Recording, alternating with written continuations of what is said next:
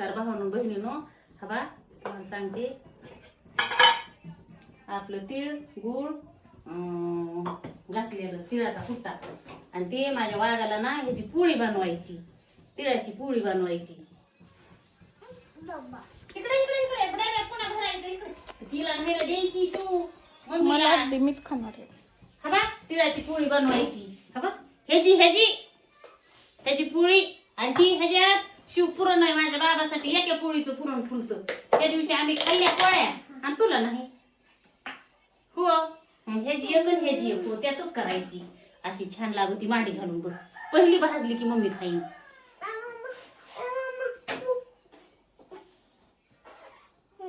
तुझ्या हातात देऊ होईल आणि पोळण ना माझ्या बाबाला.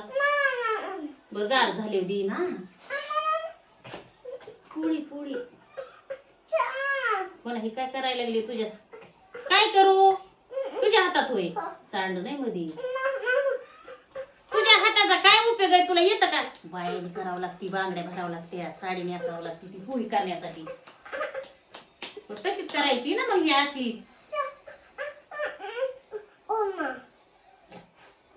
आता त्या नुनूच्या नाकावर त्या दिवशी बुकी घातलीस आणि नुनूचे नाक तुटलंय. तुझं नाक तोडून तिथं बसवायचंय.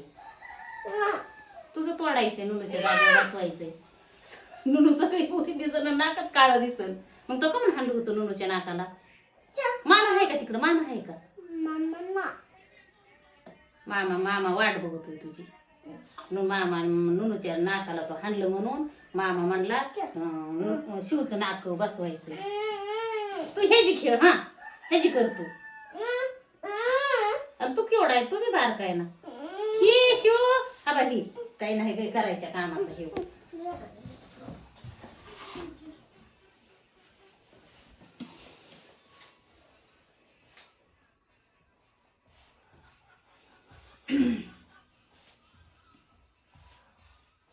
लय बारीकच नाही झालं ते. काय झाली